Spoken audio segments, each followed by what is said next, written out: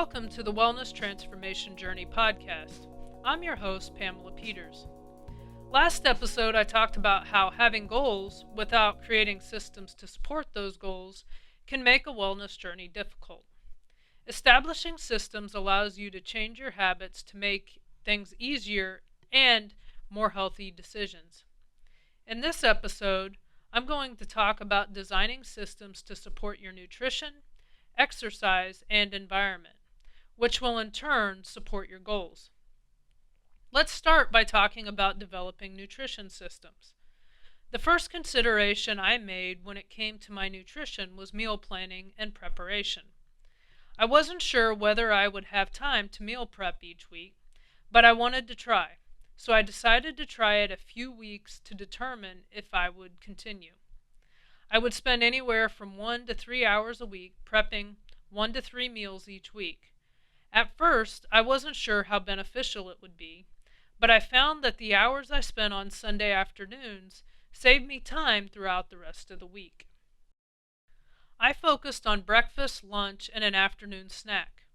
Some people like to do all 3 meals, but I wanted the option for a little variety in the evenings. I wasn't sure I would like eating the same meal every day, but as I moved through the process, I found it doesn't bother me. I also will make extras to put in the freezer for weeks I'm not at home on Sundays. When I don't feel like eating the same meal 5 days a week, I may prep a salad, or I keep tuna around, so I'll have that at some point during the week. I also keep cereal for something different during breakfast, and I'll prep several egg, bacon, and potato burritos to pull out of the freezer from time to time. Another part of my system is that I will treat myself to a meal out from time to time. I usually do this on Fridays for dinner, but I'll switch it up depending on my training schedule.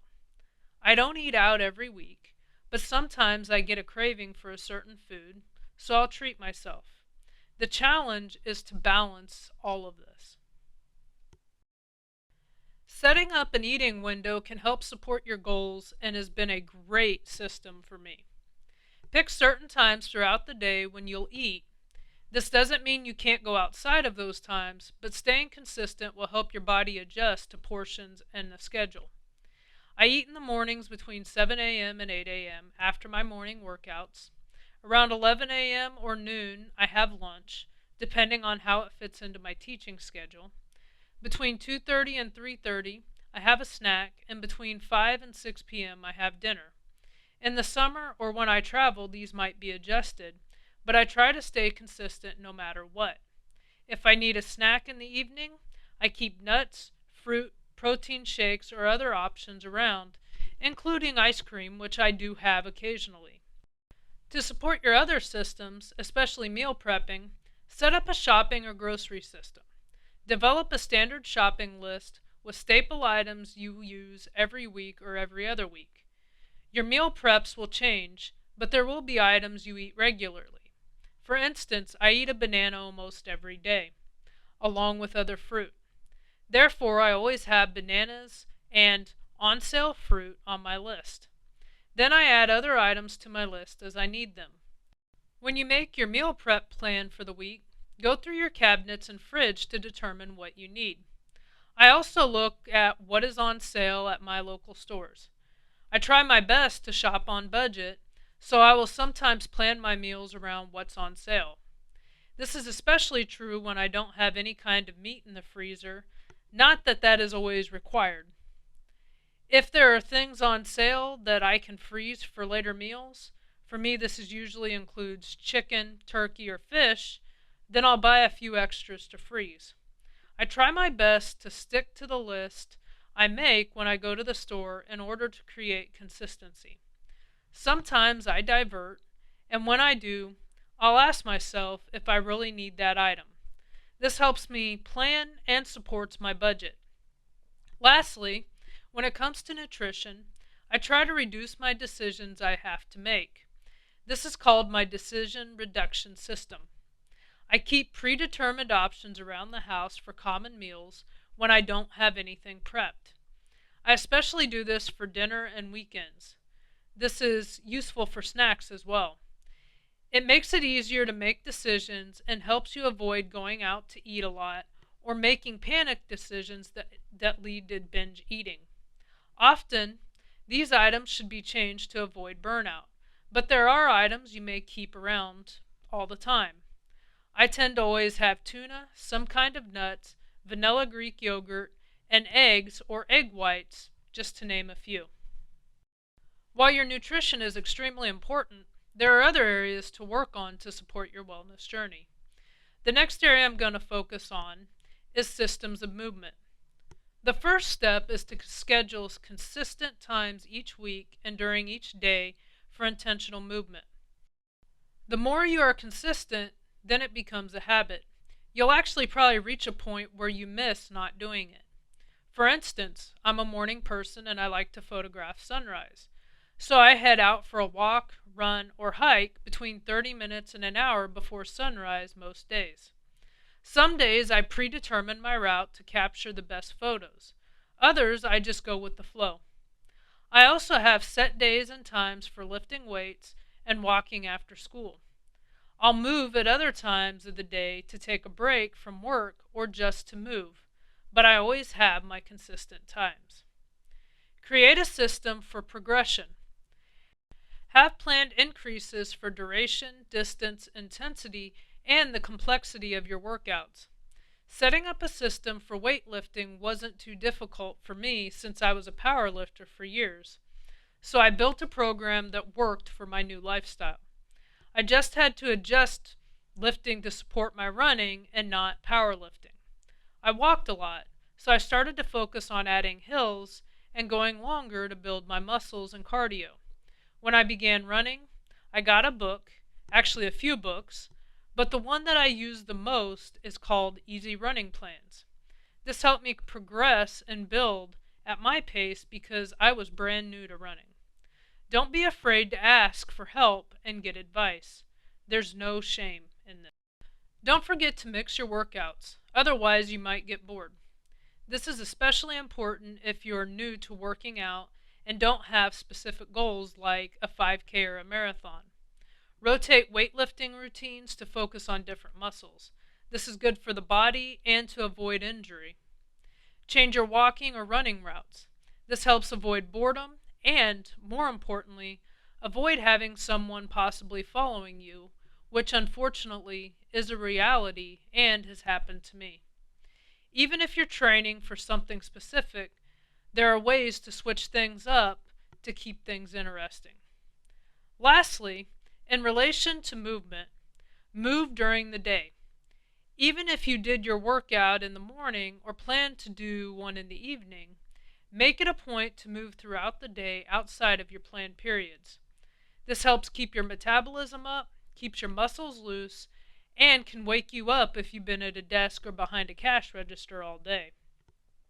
My smartwatch reminds me to move every hour if I haven't, sometimes. I make it a point to walk in place at my desk or walk around the halls to get a few minutes of movement in as much as possible.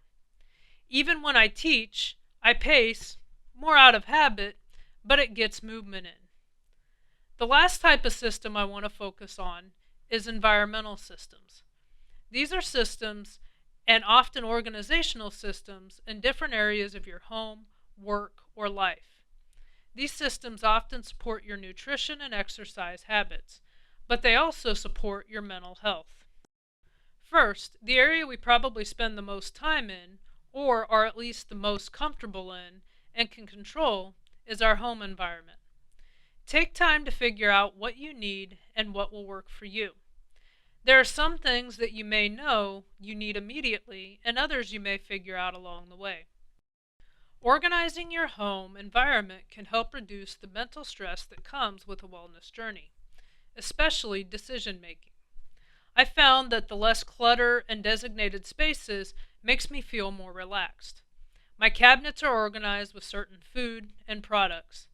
There are still systems of organization I want to add to my kitchen, but this is done over time when I can afford to make the changes or have the time. Some things I'm still trying to figure out how it would work best for me. I'm now working on labeling systems for cabinets and containers, which may sound weird, but putting things in their place makes me feel less stressed. Similarly, my workout equipment is stored in specific bins and spaces within my house. Each is accessible based on what the bin is for. My running shoes and gear is next to the front door, so I can grab it as I prepare to go out. My weights and ab roller is in another area where I do my workouts. Even my cat has her own bin, although she rarely uses it, but this allows me to keep her stuff somewhat contained. Organizing like this was new to me, and I'm still working at it. However, it allows me to maintain a rhythm and balance to my life that I never thought I really needed. It's been an adjustment, but a good one. Another area where you probably spend a lot of time and may or may not have control over the space is your work environment. We all work in different settings. I have done work outdoors where I didn't have specific space, worked as a cashier at a retail store, and now I have an office.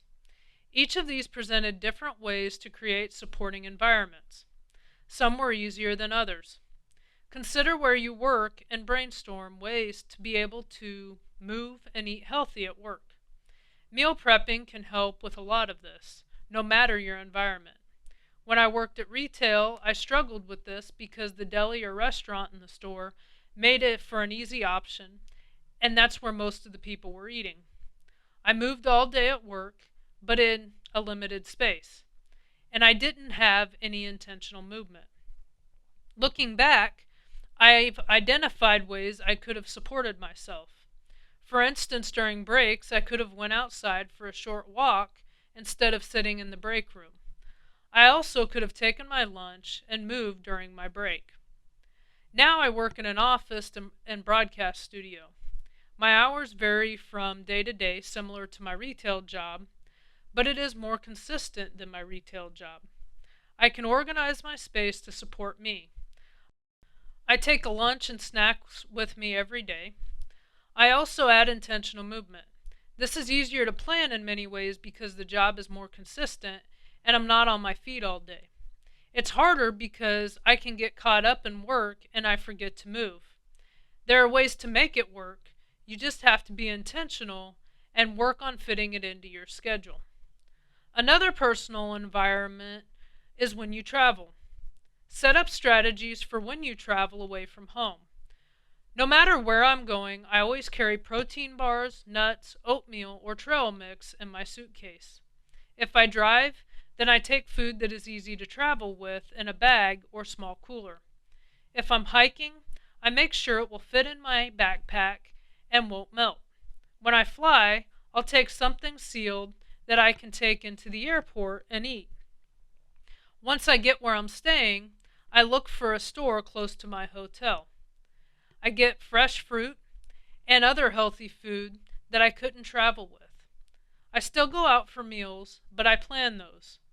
Doing this allows me to control my food intake and limit the number of times I go out. One of the hardest areas for many people to navigate, including myself, are social environments with several other people. Going to restaurants, parties, or holiday events can be hard to control your appetite or what you will eat. When I go to a restaurant, I look at the menu before I leave and plan my meal. This causes me to stress less and not impulse buy a meal. I can also spend more time socializing. At parties and holidays, I try to stay as far away from the food as possible, but even then, sometimes I overindulge. This is where developing an understanding that one day, a few days, or a week of being off track will not destroy the journey. I've actually found that getting off track once in a while allows my body to reset and continue the journey. Don't beat yourself up, but put in some safeguards. Lastly, an environment we tend to use a lot, but don't think of when it comes to wellness, is the digital environment and social media spaces. They can be both positive and negative when going through a wellness or weight loss process and journey. At the beginning of my journey, I avoided sharing my progress because I was afraid of negative comments and didn't want to deal with the naysayers in my personal life or publicly. I eventually started sharing my progress with Facebook friends and have now moved into sharing on other platforms.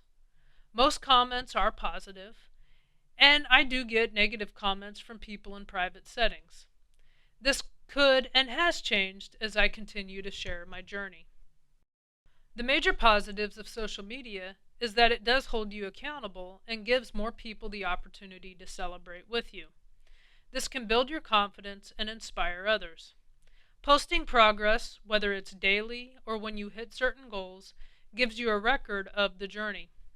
Posting more can act like a journal for you to see your progress and setbacks, then adapt. Remember, if you experience negativity, you don't have to keep those people in your life. You have a choice to post, how much you post, and who you share your journey with publicly and privately. You're not going to please everyone, but the only point is to please yourself.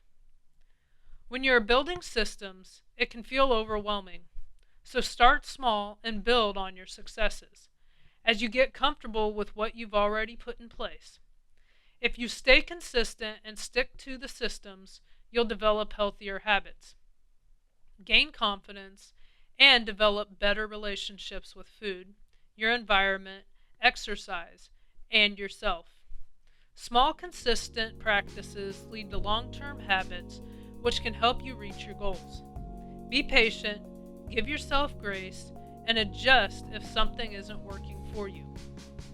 But always keep moving forward at your pace.